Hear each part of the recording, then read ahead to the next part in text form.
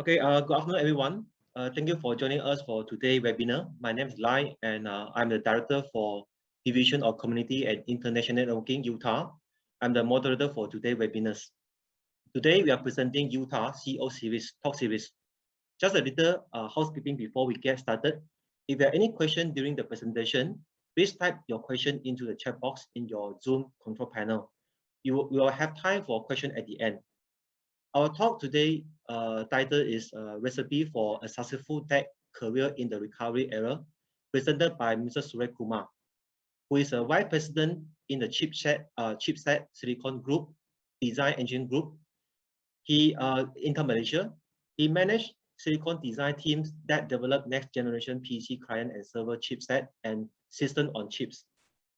Mr. Surya also served as a General Manager of Intel Malaysia Design Center, MDC, one of the largest R&D organizations in the region, delivering product to multiple Intel engineering and business groups.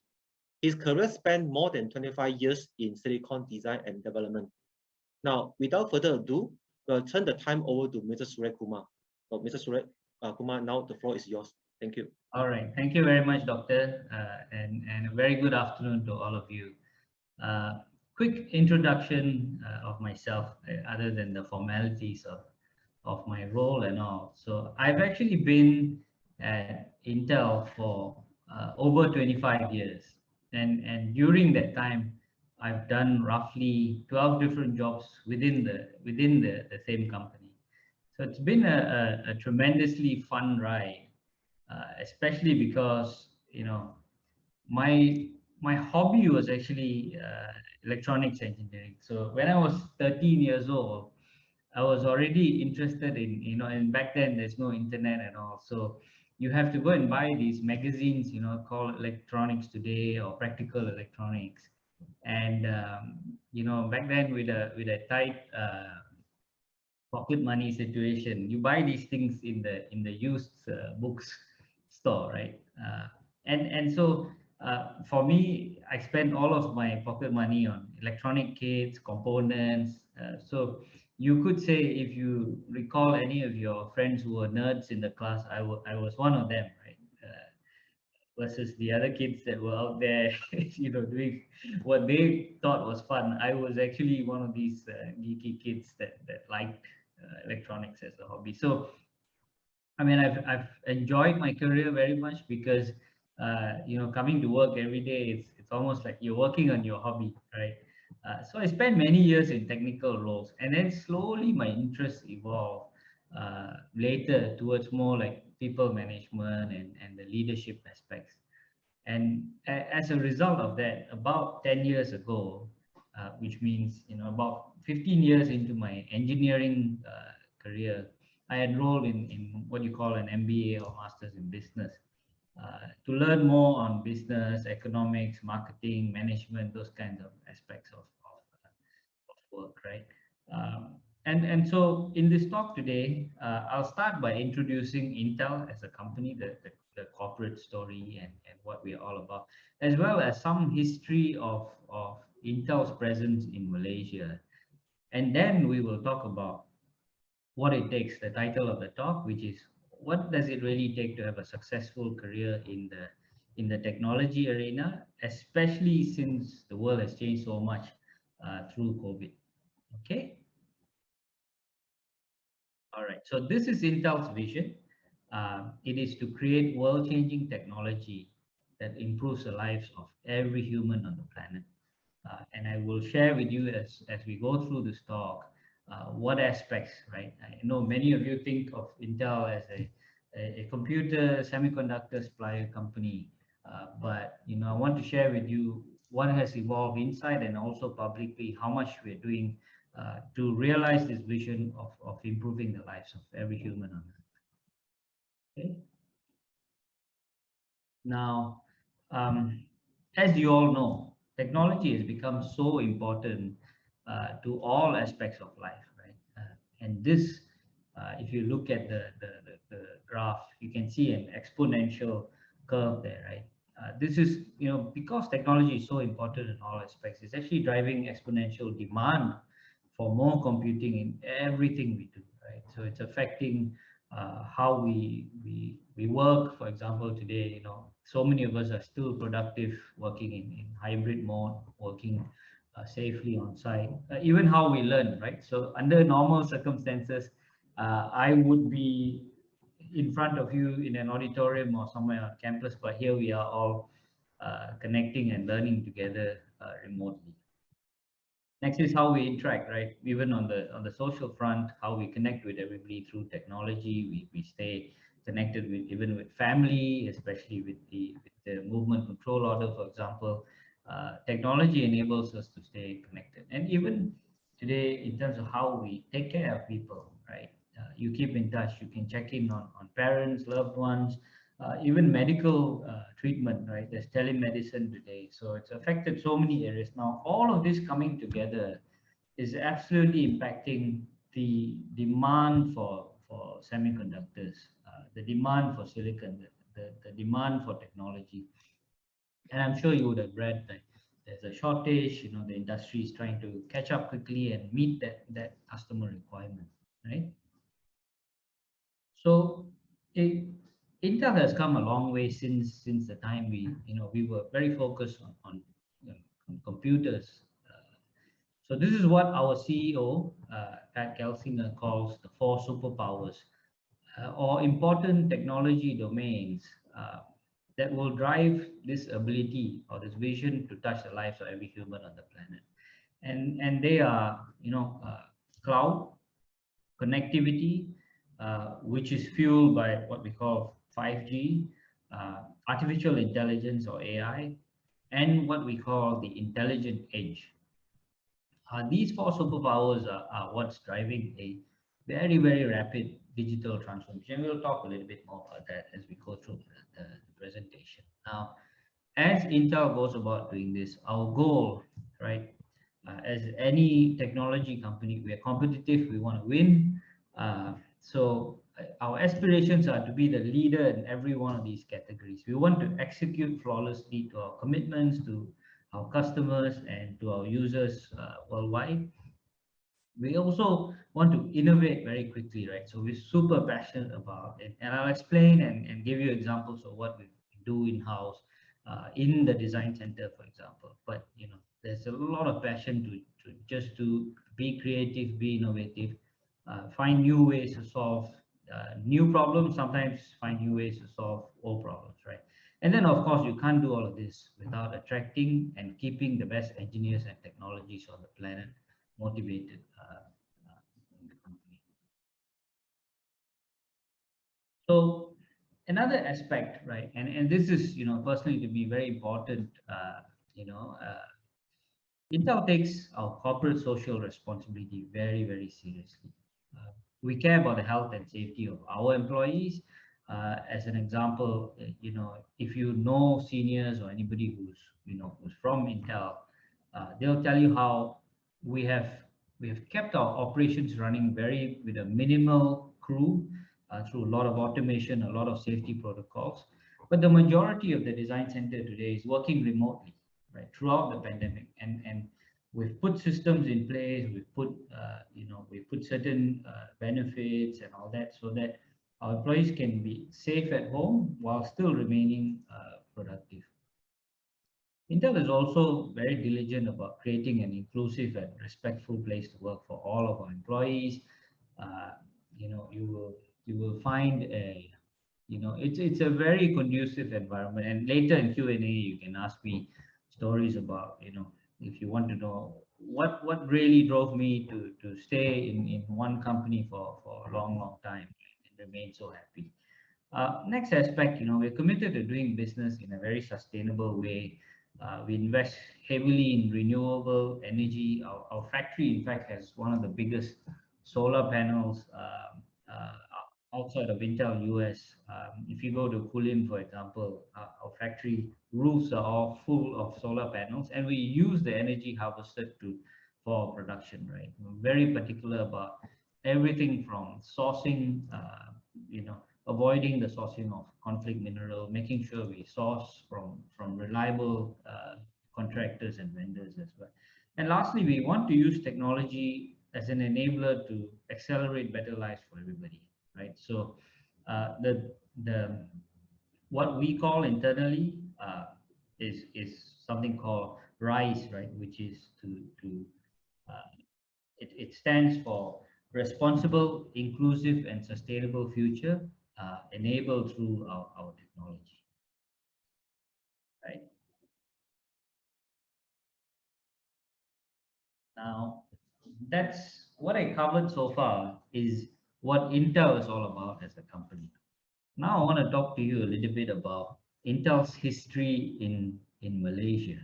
Okay, so Intel started in 1972 when the then Chief Minister of Penang, Tun Lim Chong Yu, established something called a free trade zone. Today it's called free industrial zone, but it was originally called the free trade zone. And this is a zone in Bayan Lepas in Penang. For those of you who are familiar, it's an allocation of space, of land, of infrastructure, where incentives and ecosystem was provided uh, to ensure that uh, technology players felt comfortable, felt motivated to come in and invest in Penang and in Malaysia, right? So if you look at this picture, the picture that you have that you're seeing, these are actually pictures of the initial expedition by one of Intel's founding members. You would have heard of Andy Grove, right? Uh, this was his visit to the site where Intel's first factory was to be built, right? You can see how the area itself back then was a plantation land, a lot of swamp. You can see that the ground there is very swampy land. And in fact, their car got stuck. You can see that the people were hosting and they themselves also pushing to get the car out of the mud there, right? Now, fortunately, that minor hurdle did not deter uh, Andy and the team, did not deter their determination to set up Intel here. And so this is, how we got here 49 years later from this incident and those fateful days. Okay. Now, so let me tell you what we've been up to in those 49 years, right? So in the 1970s, right? Remember I mentioned 1972, we started out manufacturing. We had about 100 employees in that initial manufacturing setup, and then throughout the 1980s, we continued to grow very robustly in the manufacturing space. And then somewhere in the early 1990s, we ventured into design and development. So the site leaders as well as the corporate leaders said, Intel's, employees are doing well. We were able to demonstrate our commitment. So there was a vision set back then to say, why don't we also invest in design and development in Malaysia? And I will share another foil soon on the history of how the design and development, or what I will frequently say D&D, evolved. Now, by the year 2000s and beyond, we've grown design and development more and more. And today, we are about 5,000 employees working on D&D, right? And if you look at the Malaysia site, there are 4 strong pillars that you will hear about. One is manufacturing, which is where we started. We've gone on to build and deliver more and more complex, super high-end kind of manufacturing. We also, as I mentioned, do a lot of design and development. And then there's also 2 other pillars, which are called the global shared services. So shared services means HR, IT, finance, which it's a service center that serves the rest of the global community at Intel. And then the 4th pillar being a regional sales and marketing capability in multiple business areas. Okay. So remember I mentioned about corporate social responsibility and the impact of the company in the countries that it operates in and in the community. So I just want to share with you a few key facts, right? I'm sure you can see the infographic that we're presenting. A few things to call out, right? So in terms of the significance of Intel's presence in Malaysia, to date, the company has already invested 28 billion ringgits in the country, with plans for even more in the future. In terms of total number of employees, we have about 12,000 employees and are a major contributor to the Malaysian economy. So if you think about the total electronics, electrical and electronics industry exports out of Malaysia, roughly 10% of that is what comes out of Intel. You also notice about half of our employees volunteer their time to give back to the community, and I'll touch a little bit more and share some pictures with you. And we have a goal. You see 860,000 hours of volunteer hours done so far. Our target is to hit 1 million, and we're working towards that goal. Of course, now with COVID, the volunteering has gone a little bit more online and has been slightly delayed, but we are committed to get this done as well. Okay.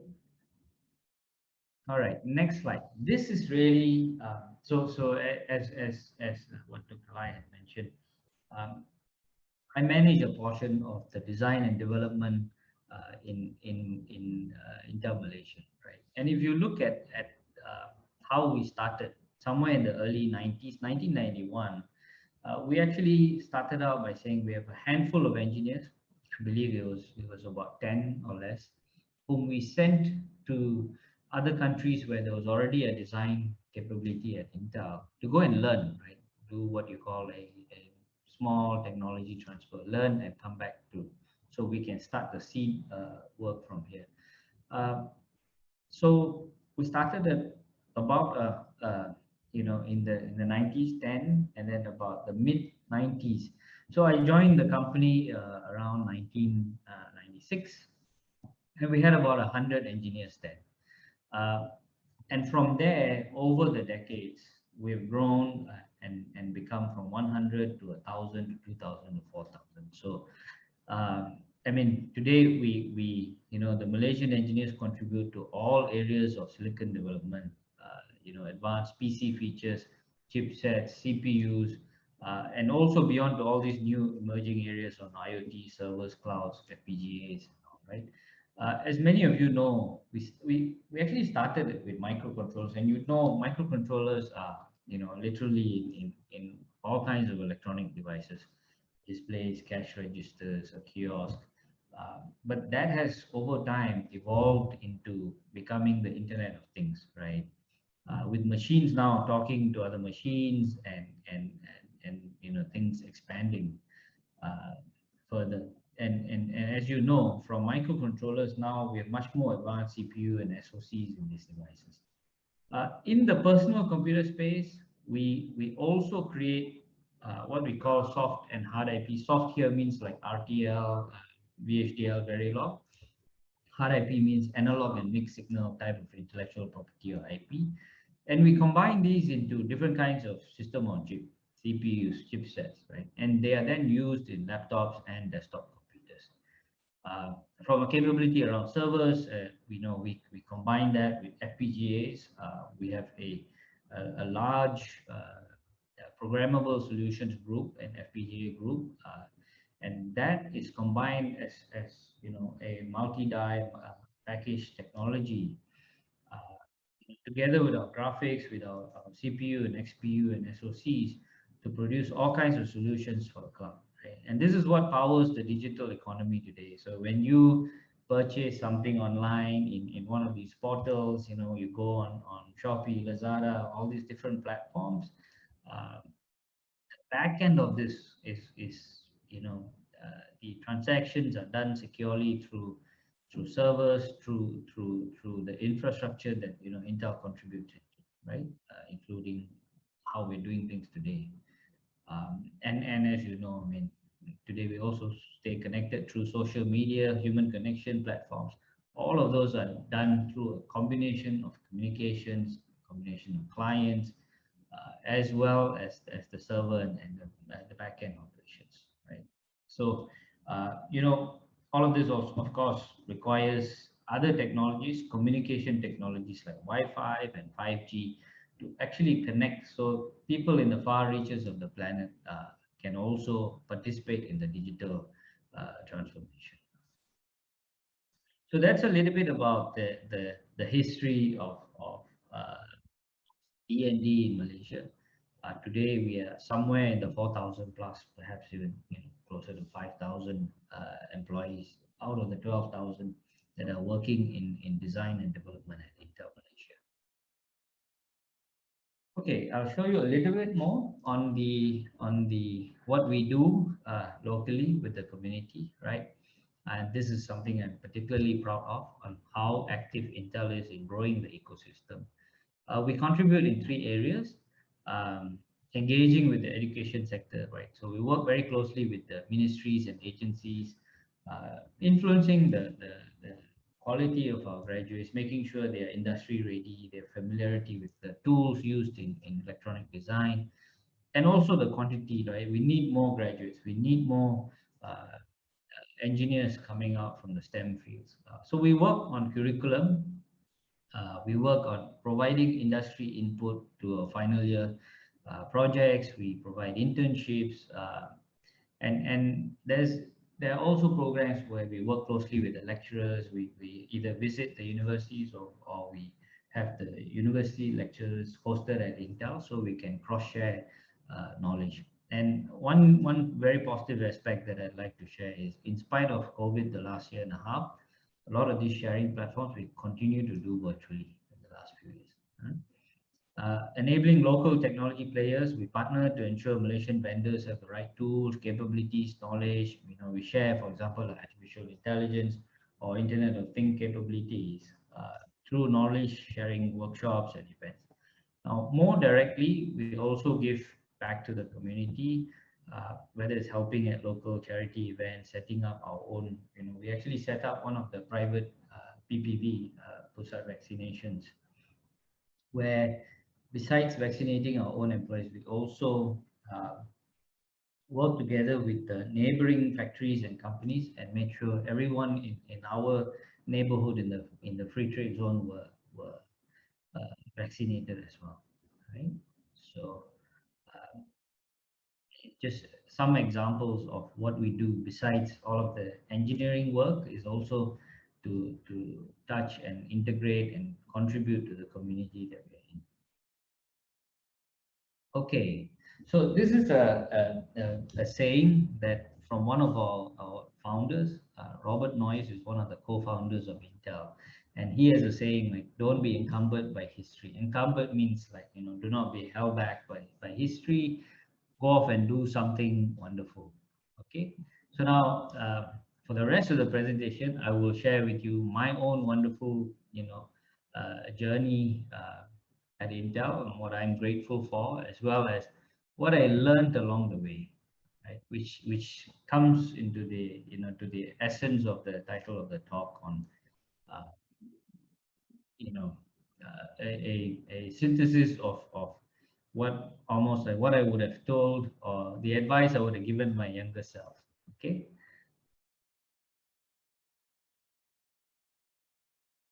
Okay, so now quickly to set context, I know most of you know this, but I want to, as a summary, just put down what I feel is relevant to the technology sector and to all of you in terms of how the pandemic has changed what the future looks like, right?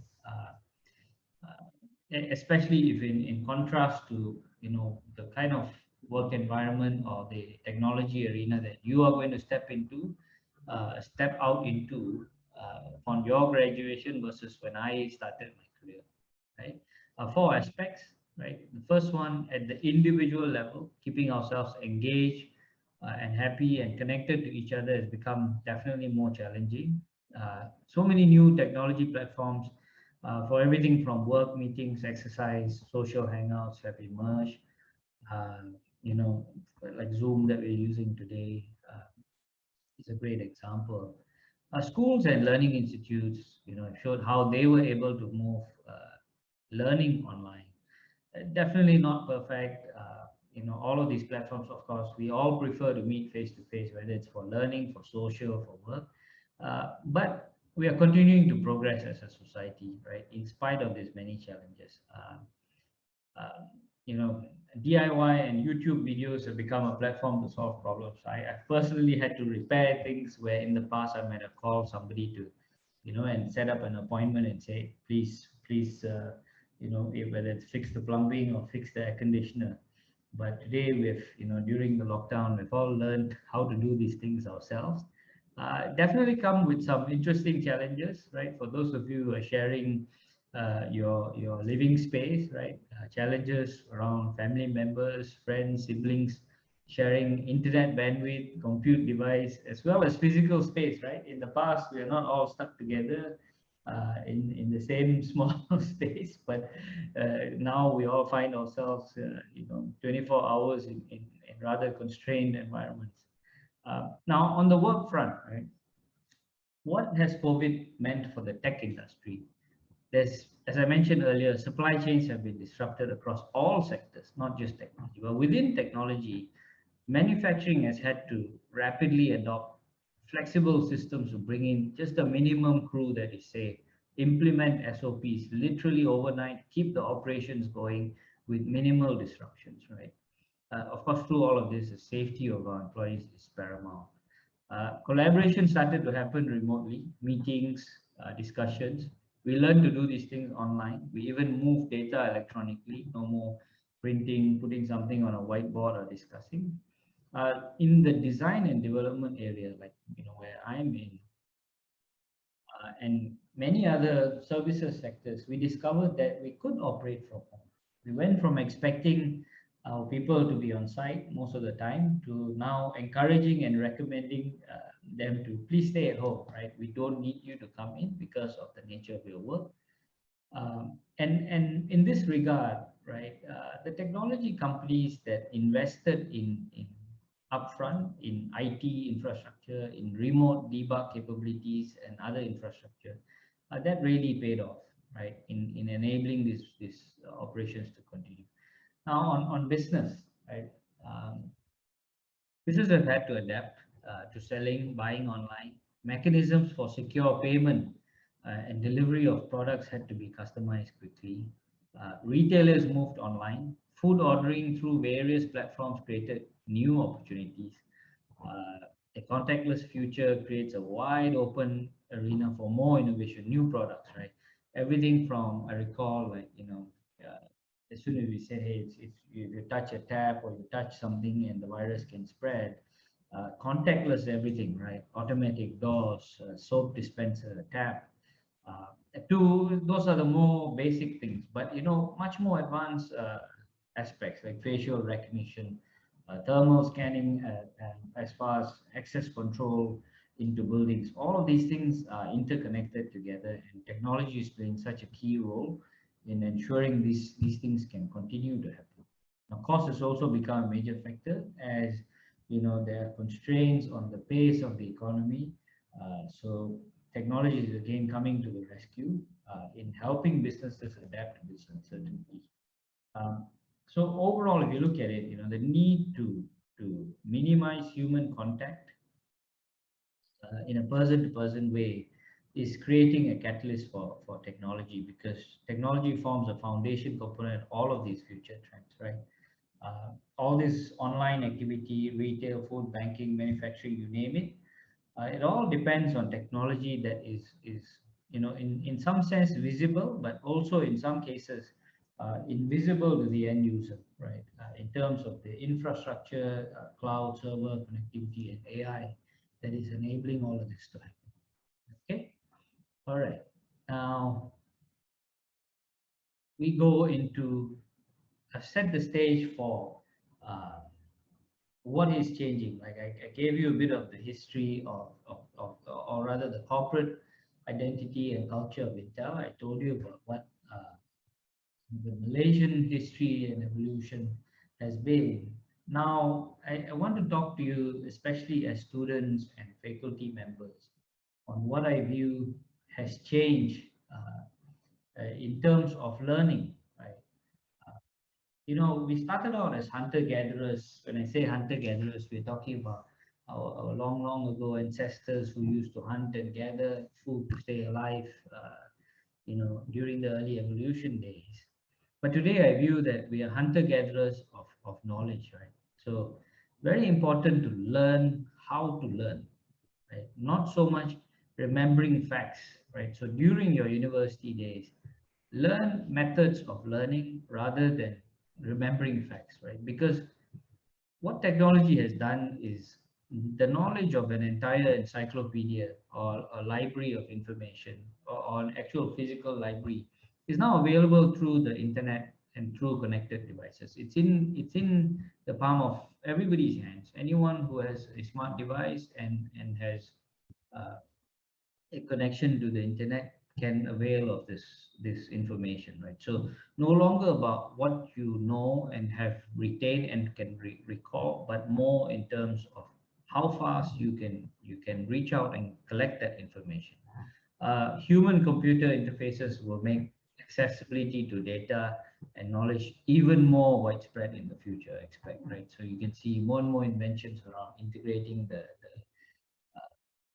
interface, right? May not even be keyboard anymore. Increasingly, you're seeing vision systems, AI systems, voice interaction systems, and you're going to continue to see this evolve. Perhaps even more direct human-computer interfacing will happen in the future. So, one thing I want to call out here is I recall my own journey through university and graduation. And you always say, "Wow, I'm only in first year," and then you envy the person who's already in second year, or you say third year, final year, and you say at the tail end as you're taking your exams, you say, "Wow, I'm done," right? You're done with the university aspects, but that is actually not the finishing line, right? It's actually the starting line for the rest of your learning journey. The rest of your career and your journey in life is just getting started, right? And in many cases, you're making choices. I know how you think, hey, what elective to take, what subject, what should I specialize in? You're making these career choices now, and yet your own personality, right, and your interests will very likely change later in life.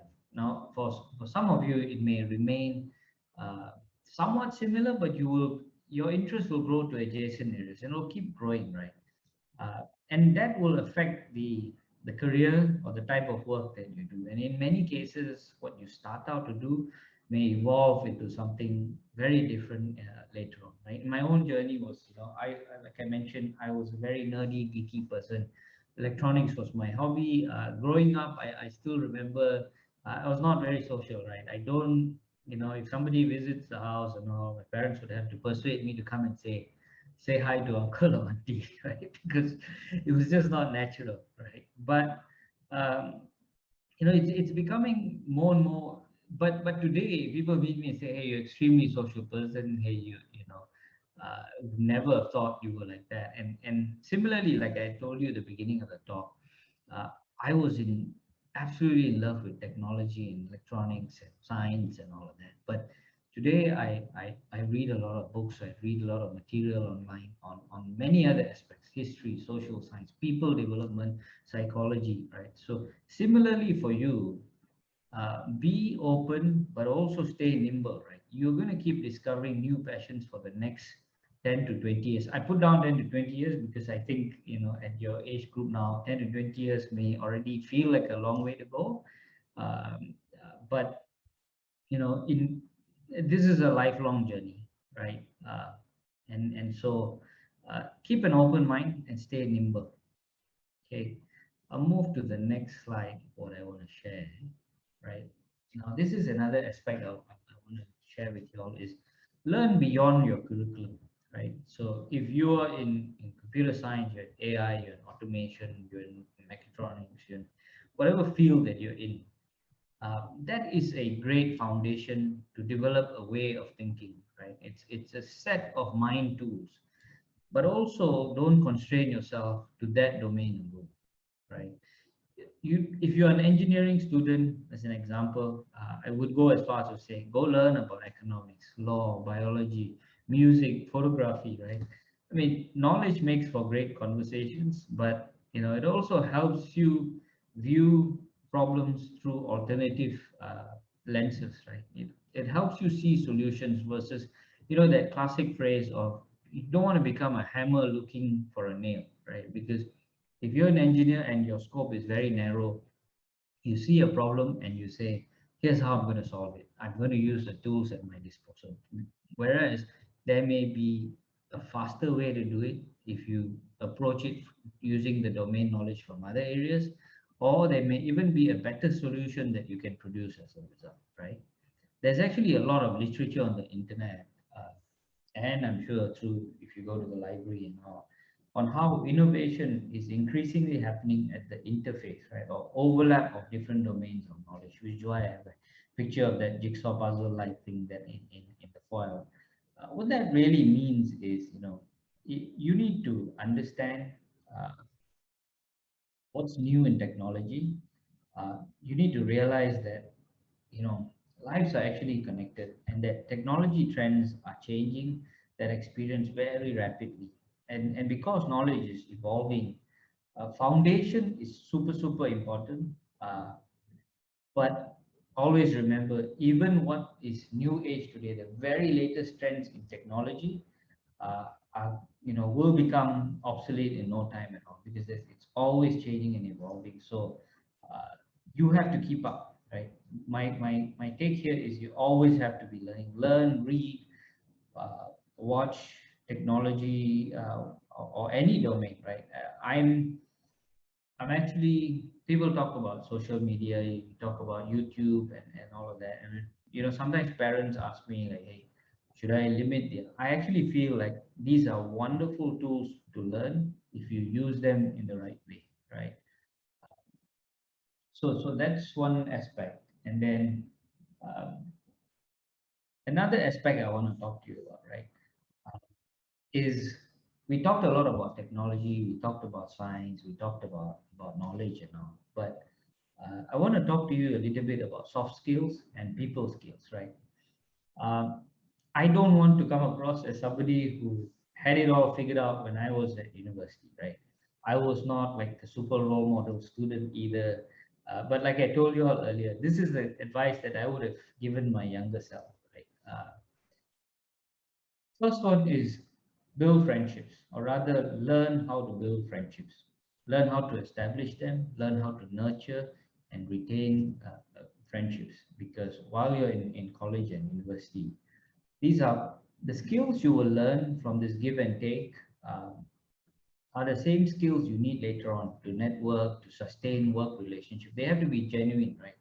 And then you're always in a two-way relationship. You always want to, you know, my advice is always give as much as you receive, but even better if you give more, right? So, but these are actually necessary skills that would make your path to success will be a lot faster versus if you say, hey, I'm a super duper student and engineer, but these are aspects that I want to learn later on in life. So my advice is start early, start practicing. The other one I want to talk about is, working to schedule. Right? The practice of handing in assignments on time, preparing for exams, right? A test, right? Or your lecturer gives you a 2-week assignment. It's important to learn that knowledge, but also that practice of understanding. There's a time bound uh, duration by which you need to complete a task, because when you join the workforce, that's always there. There's some kind of time bound intermediate milestones, and also learn how to operate to a schedule, but learn to do it while you're achieving balance, right? And by balance here, what I mean is, early on, you want to learn how to balance relationships, your health, diet, exercise, sleep, right? Early in life, these are good habits, and it doesn't matter whether you're an employee in a big technology company, an innovative company, or you're in a startup, or you're an entrepreneur. Doesn't matter, right? But learn balance, right? There will always be periods of sprints. I think all great technology icons will tell you that part of the fun is, the sleepless nights.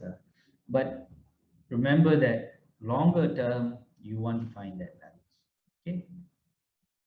Now, the next one I want to share is, on making decisions. Right? This is another skill you want to practice early. As an example, you want to sign up to organize events, team buildings, co-curricular activities. Doesn't matter if it's an NGO, festival event, student body, science, it's a science forum or anything like that. That practice of pulling together people, resources, persuading people to work together with you, especially on a schedule, make the right compromises and judgment. That is actually a skill uh, that is so useful no matter what you choose to do later. So I personally learned a lot through participating in when I joined the company as a new engineer. They would set up a team building event, and somebody would say, "Hey, new people, would be a great opportunity to organize, because you get to know everyone in the company and the team." So I put up my hand, right? So or a career development workshop or something like that, right? Because you learn diverse skills when you sign up for things besides your engineering work. And again, I do want to share with you, because I know there will be a diversity of students here today.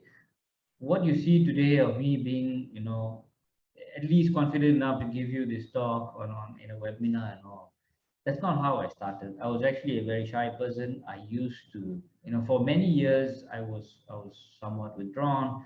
I used to walk around with a Walkman during. I don't know if you know what a Walkman is. Like, think of it like an iPod, or when you carry music around it. Okay, and my headphones, and I was in my own universe, right? I was happy, but I learned afterwards, like, you have to come out of that shyness. You need to interact with people to be successful at work, right? And I want to encourage those of you who are today, you may feel that you're not as confident and all, that slowly, step by step, these transformations in your personality are very possible, and that you should invest, right?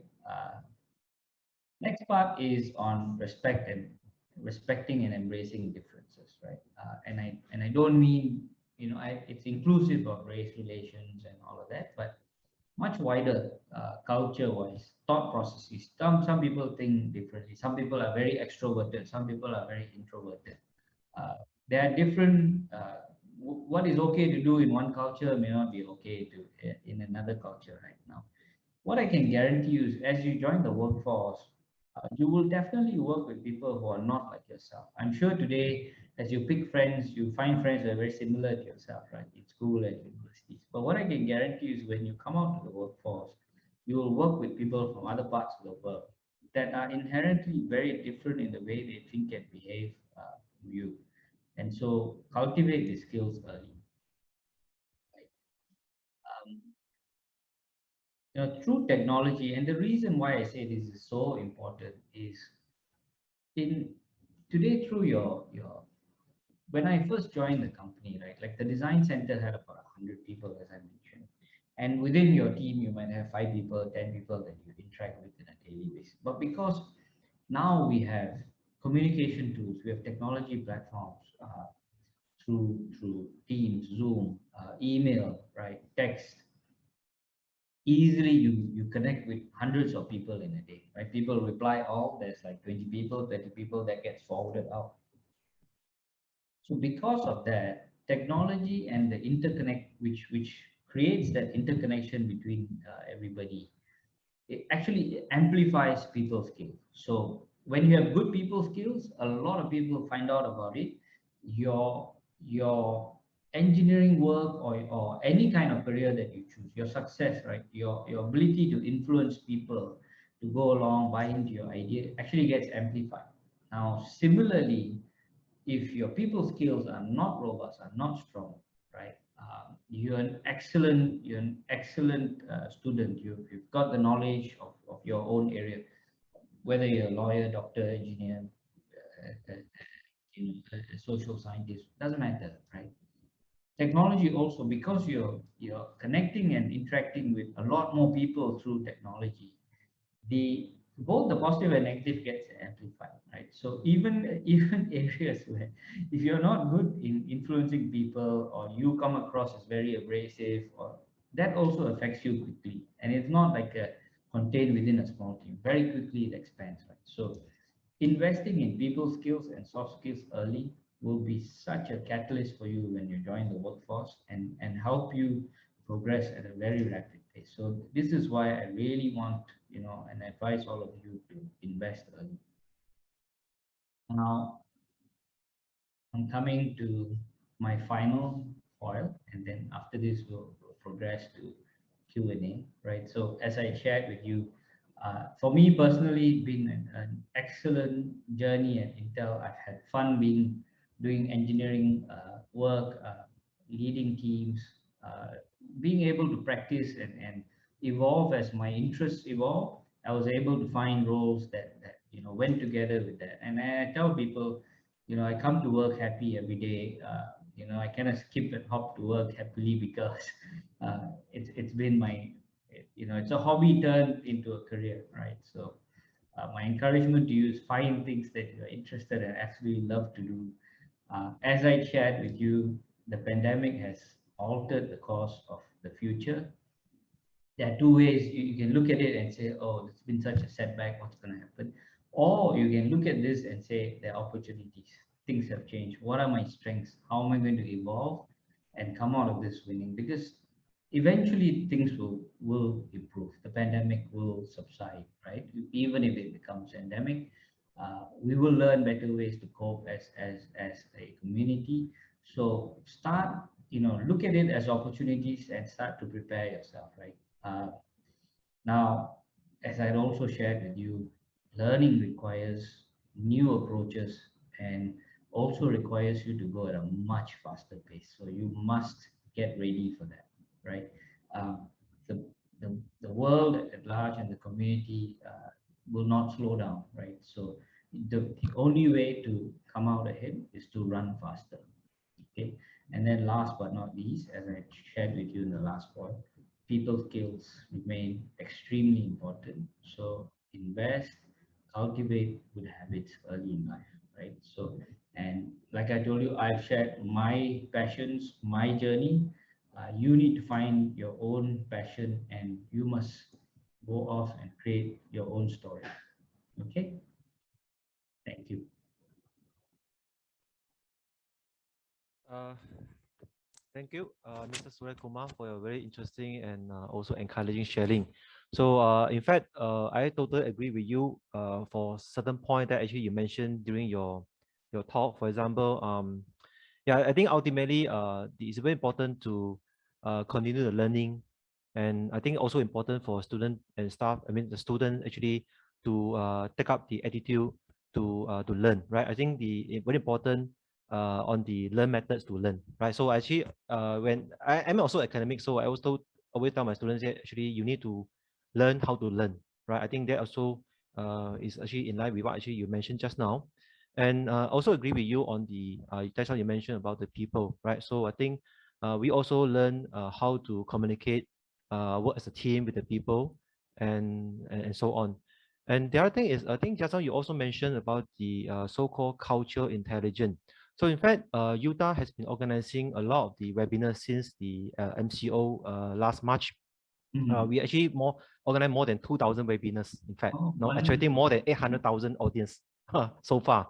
And Wonderful. yeah, and all the while, we also organize a different type of student mobility program, including the study tour, student action program, and also the OOC internship.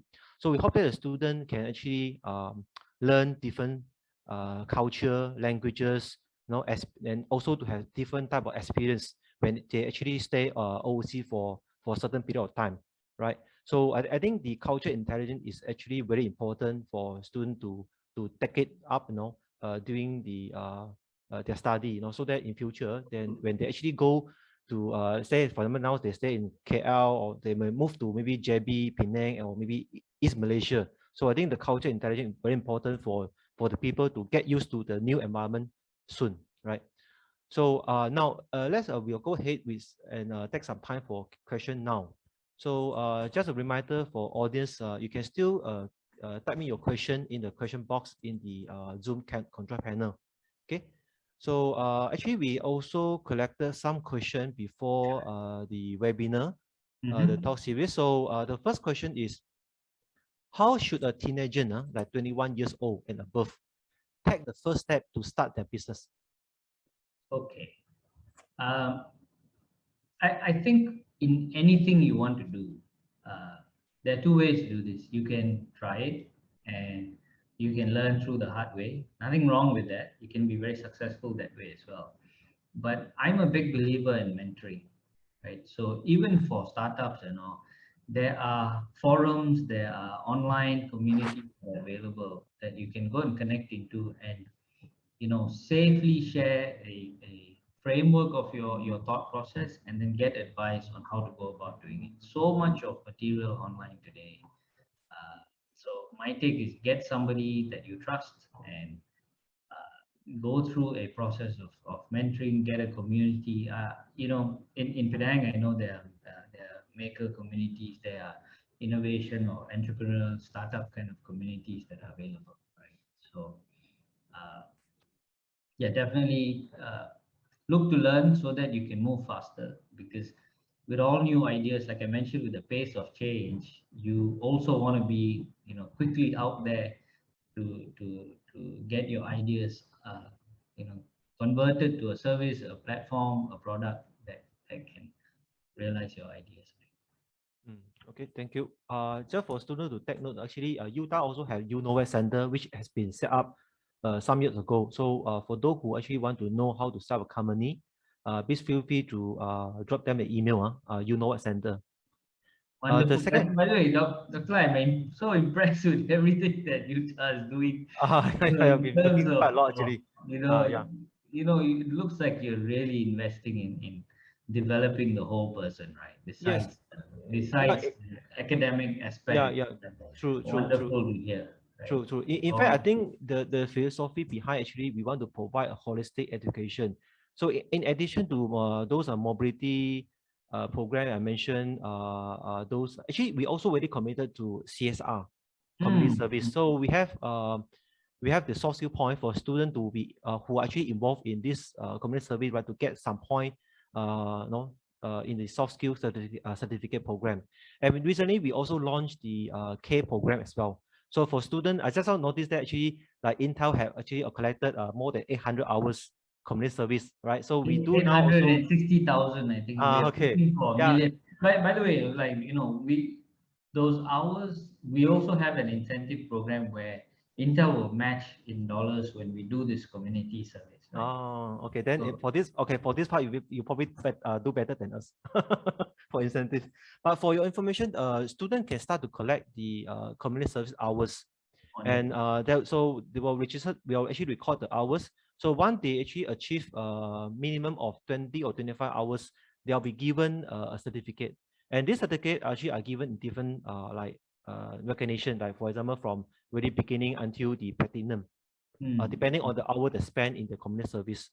Yeah. No, I think when you see somebody who is invested in all of these areas, is some it kind of gives a reflection of the person's personality, right? Because Mm, mm, working life is, is still part of life. There's a lot of interacting with people and a give and take, and I feel like this kind of community service trains you at times to give without receiving anything back, is a form of training, to a mental and emotional training that is so mm, useful to get the right mindset mm, uh, mm.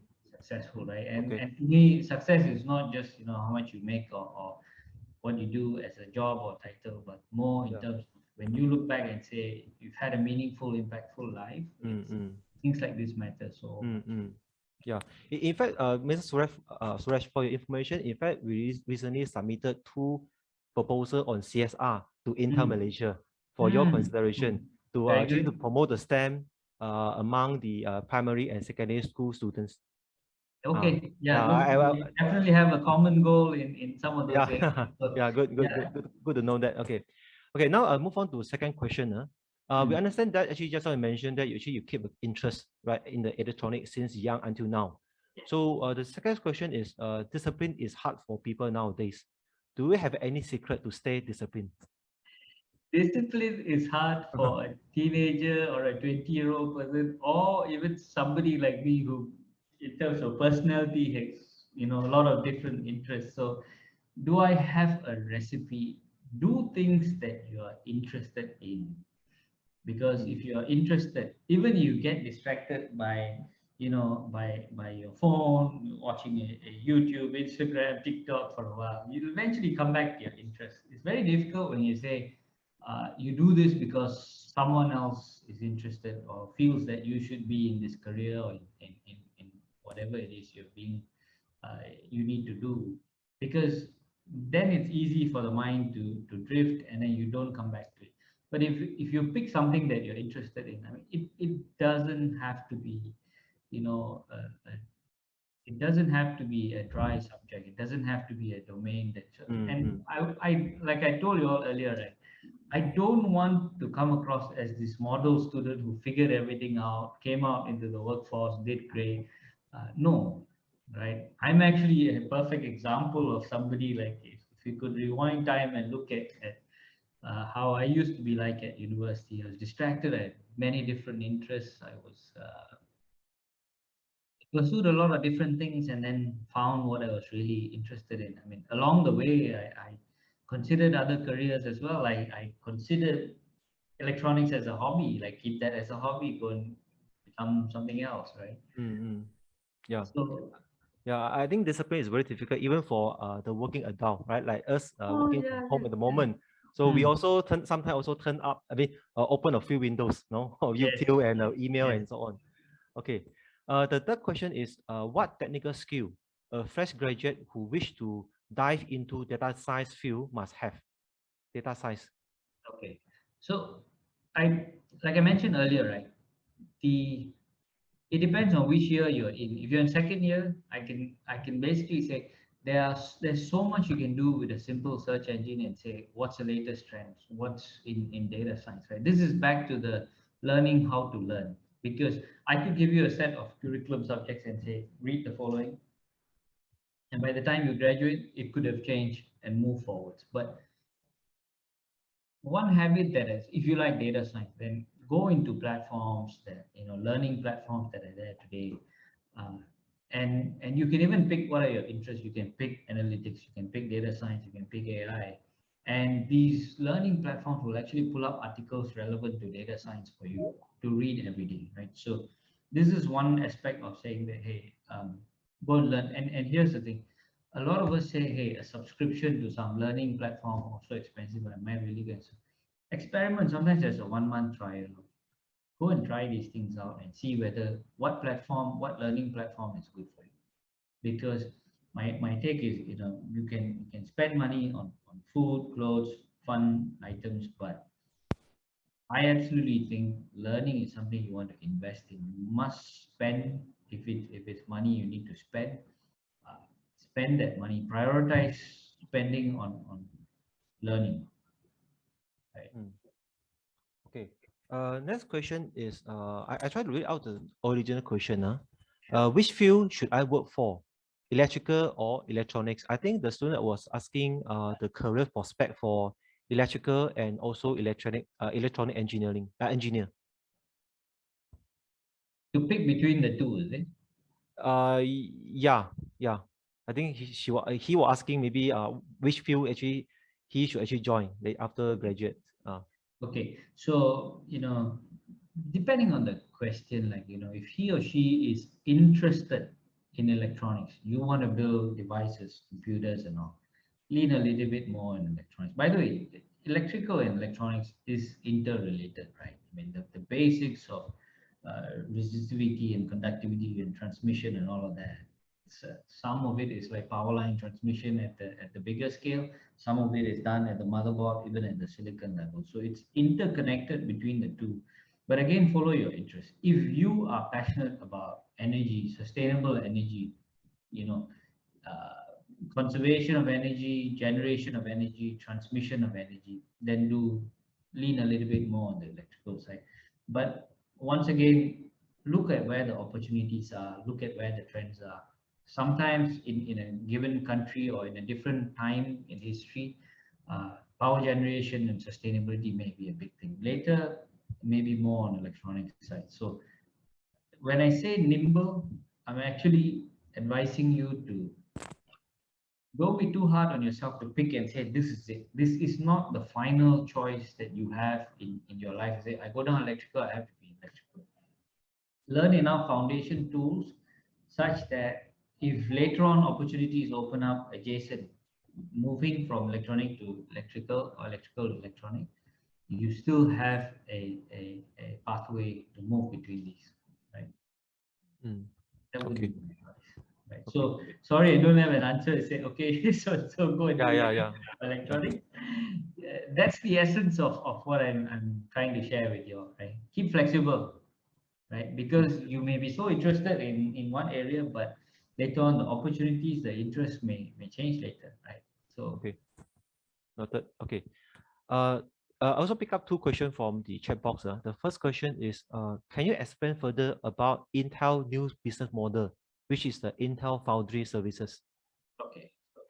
So one of the things we are trying to do is, if you look at I talked about the semiconductor shortage, right? There's a shortage of technology products, and also what Intel is trying to do is set ourselves up to be, one of the major suppliers of semiconductor supply and solutions, right? And that through we actually have, a top end semiconductor process technology. We want to leverage that. We want to work together with our customers, with our partners, as well as combine that with other foundry services elements to put these things together and come up with the best solution. Main thing for us is, if customers and our clients want a solution, we have a way to integrate these different aspects to deliver the best, right? Meaning, if you need to combine FPGAs and CPUs and chipsets and SoCs differently, even on a variety of process technology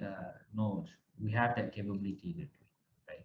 That in an essence is IDM 2.0. By the way, once again, if you Google IDM 2.0, you will be able to actually watch some of the recent events where we've shared at length what the vision is for IDM 2.0. Okay.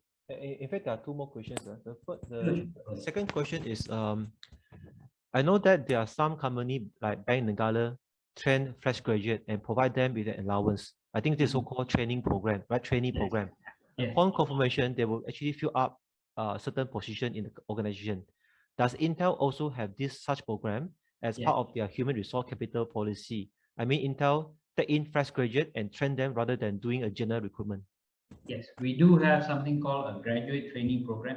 We actually have two types of internship. One is before you graduate, you can come in and be part of the team, learn what the being a day in the life of an engineer. So in this case, not one day, it might be 3 months, 6 months, 2 months, depending on your university's internship duration. We also have one where at graduation, we have a graduate training program, and we will train you on the latest tools, because what you learn in university in the foundation is very important.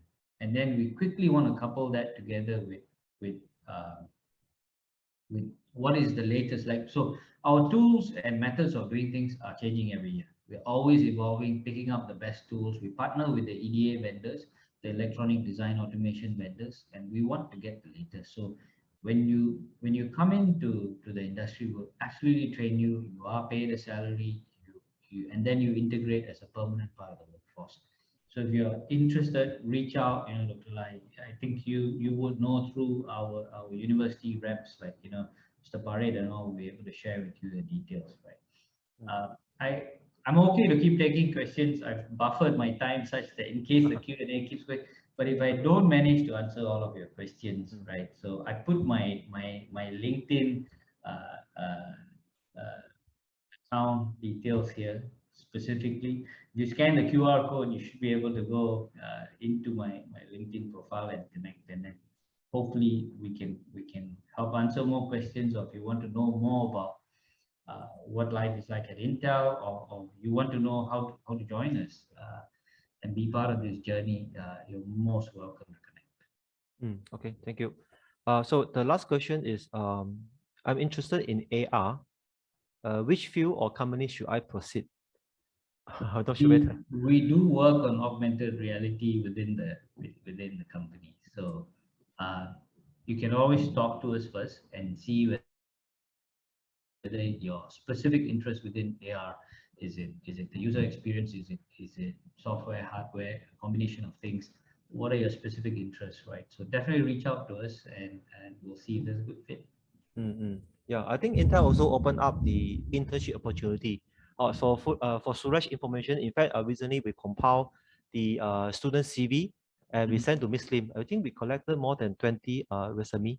for your consideration, mainly Wonderful. from engineering and also the IT field? By the way, one good news for all of you who are students today. I do expect um, technology, the sector, because there's a shortage and what has, there's always a digital transformation. We are starting to do things more and more online. But in the past, when many people were not so familiar with ordering things online, doing your banking online, doing everything online, this experience through the last year and a half is actually accelerating those trends, right? So you're actually going to see it's created a shortage in supply, and that transformation is now going to create a catalyst for so much of growth in the next few years. So Intel is looking for talent, so are all the other technology players. So you're in the right area of study. Couple that together with some of the things I shared with you, and then you can be well poised for really great career.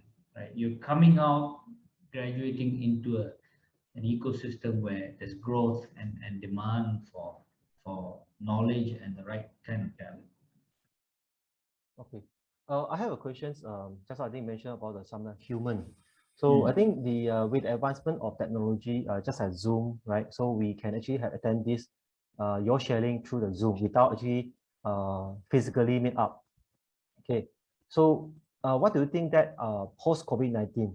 So do you think that the technology can still actually how can we actually sustain the human contact with the advancement on the technologies? So because this is actually controversial, right? Either we want to. I it's controversial. There are debates around it, but I think there are important conversations to have. I am not here to tell you that technology will replace everything. I hope that the pandemic is brought under control quickly, and that we then create an environment where technology and person-to-person, face-to-face interactions actually coexist, right?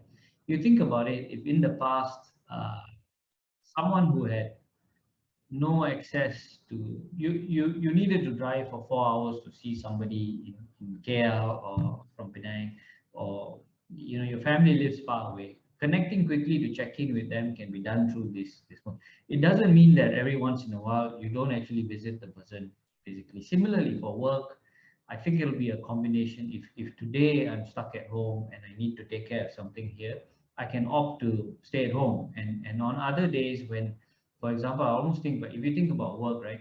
Maybe in the early phases of idea brainstorming, we're all in the room, we're at a whiteboard, uh, figuring out what to do. And then maybe for a couple of days or weeks, we go back, we work on stuff, we share, collaborate, then we come back together. I'm a personal believer in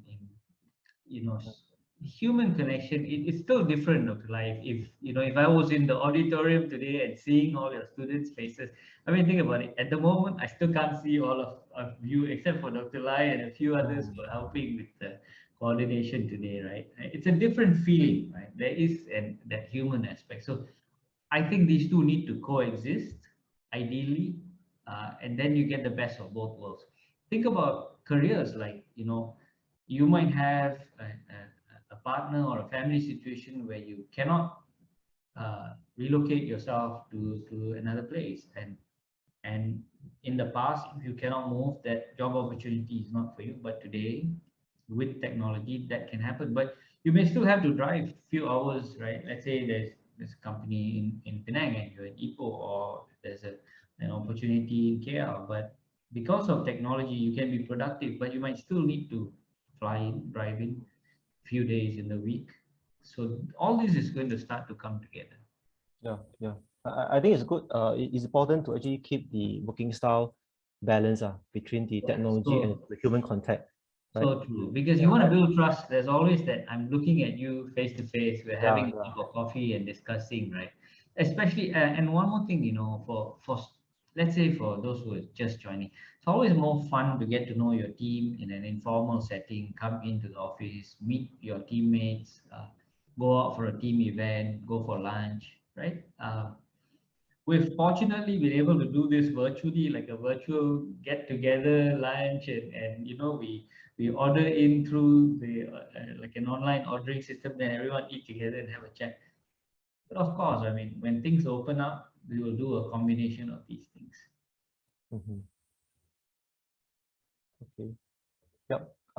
Yeah, I think we have covered most of the all the questions. Okay. All right. Hey, complete. It's Yeah, been a yeah. real pleasure coming here. Thank you for the opportunity. Very impressed with what Utah is doing overall. So anything that I can do to help, or Safari can help, let us know. Okay. We're very big on collaborating with universities and academia too. Yeah, sure, sure. We are also looking forward to working with Intel Malaysia in the long run. Okay. Looking So forward. Thank you. okay. Thanks Now for the excellent questions. I'm really happy to see questions, and you know, it's a good sign when we go slightly over time. It's actually a good sign. good sign. Yes. Yeah. Okay. Thank you again, Mr. Surya Kumar, and thank you everyone for attending Thank today you. Utah Thanks, Talk everyone. series. On behalf of Utah and our presenter, Mr. Surya Kumar, thank you for joining us today and have a great rest of your day. Okay. Thank you very much. Thanks, everyone. Take care. Stay safe.